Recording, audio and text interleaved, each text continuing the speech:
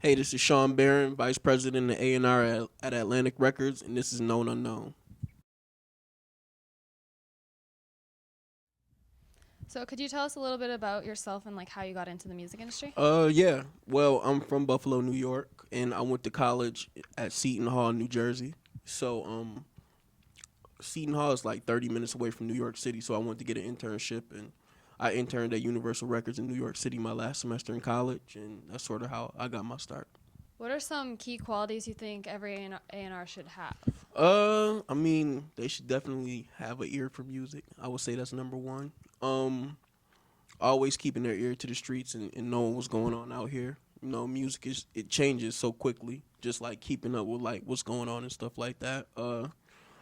Knowing writers, producers, and stuff like that for once you sign an artist, like they can help you in the process. So keeping up with those guys is crucial. I would just say like just being on top of things. Like I go to the blogs every day and check out what's going on, new music and stuff like that. So that's like a key component, and just just keeping my relationship strong too. That's another part that I feel is crucial. What do you think the future of music is, especially with like promotion and marketing? Well, you see, streaming is like a big thing now, so we're going there with music. Um, the future of music, streaming for sure is one. It's the internet, of course, is another big part of music too. It's a really like tough question because I don't really think about this like on a daily basis. Oh, it's fine. What else? Future of music. Well, of course, new talented artists. That's always gonna be the future of music too. So. Do you believe live shows or album sales are more important for an artist's career, whether it be financially or just for the overall success? For overall success, I would say live shows are more important. Album sales are important a little bit. They are dying out, but both of them are equally as important. I mean, you still want to be successful and sell albums, but getting out in front of people is always a great way to like get new fans. So. When working with an artist or a group, Mm-hmm. how would you rank talent, motivation, and awareness? And if an artist doesn't have one of those three, is that a deal breaker? Yes, it is a deal breaker. And where would I rate them? Talent, I will rate. I mean, you always want a talented artist, but I feel like an artist who works hard, beats an art.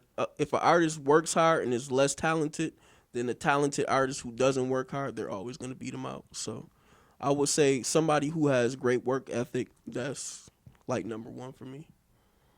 Are there any other like specific qualities you think are just essential for an up and coming artist to have to be successful? I mean, I always like artists who write their own music. I feel like if you could give people like your point of view, that like is like half the battle. So artists who can write their own music, that's like a big thing for me. Does it also kind of like help the artist connect with fans because it's straight Definitely. from them? I mean, if you look at the most successful artists right now, Adele, Katy Perry, Drake, Kendrick Lamar, they all write their own music. So. Do you believe features or production is more important when looking at a song, whether it's marketing or just? I would say production for sure.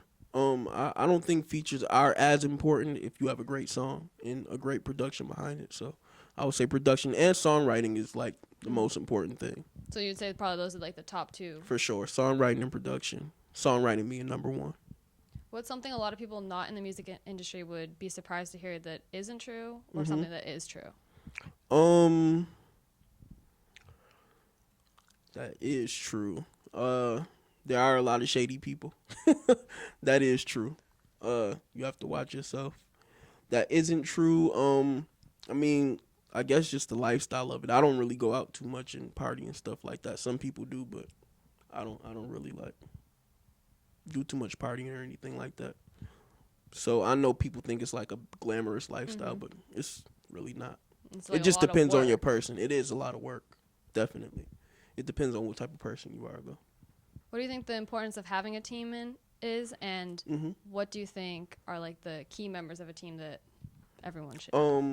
The importance of that's like very important. Your team has to be so strong for you to be successful, people think it's just the artist, but it really is the people behind you pushing you to get to the top.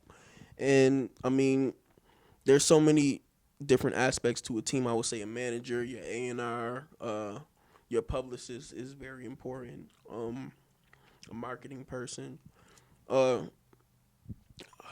stylist, producer. Yeah, if you don't write your own music, a songwriter. So many different aspects to a person's team, but very important. What is the biggest mistake you see independent or recently signed artists making? Recently signed artists, they go out and blow all their money. That's the biggest mistake, and they think once they get signed that all the work is done. That's like the beginning of the work for you once you get signed. And independent artists, uh, I don't really know on that one. Or maybe not like just people who are trying to be independent, but people who are looking to get signed, maybe like trying Oh, to get... okay. Reaching out to A&Rs. Like, I feel like once you are out there and you're building up your buzz and stuff like that, A&Rs will find you. Like, everybody is looking at the same couple artists out there who are like grinding and putting in work. So if you put in work, then we'll find you. You don't have to like hit us up.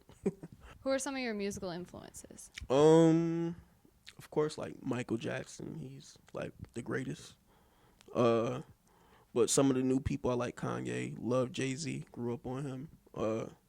Like Drake, Kendrick Lamar. So many people. I like Adele's music a lot. Miguel. So many people. What's something that artists are doing right now that you're surprised that they're able to do on their own? I mean, just the reach of the internet and being able to grab so many fans without the label. I think that's a great thing. How much do album sales reflect on like an artist's self-worth? Not too much these days. I mean, everybody knows that the albums aren't selling what they used to sell. Like I said, streaming is helping that. The streaming numbers are like kind of balancing it out now. But not too much. I mean, if you're out there and you're making great songs and like people come to your shows, then it's a win.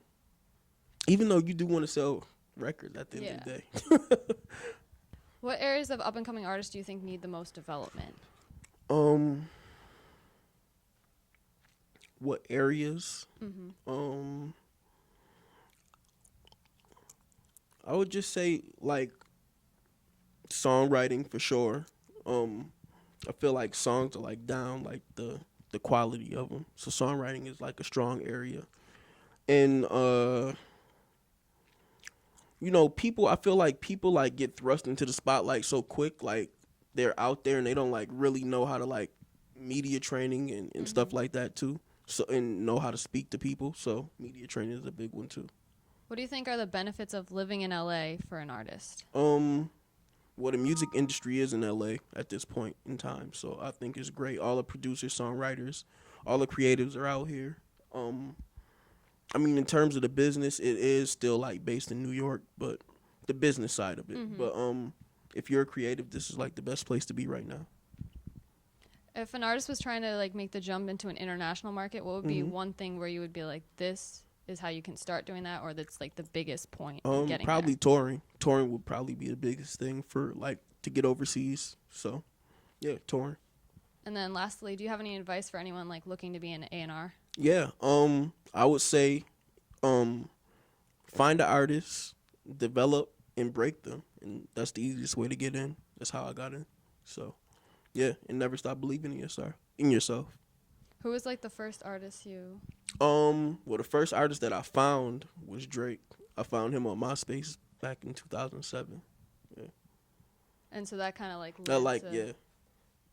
led to everything else. Well, then I guess that's the way everyone should do it. Yeah. Find Drake. If you're that lucky. Yeah. Yeah. I mean, there might be another Drake out there. Oh, for sure is. Yeah.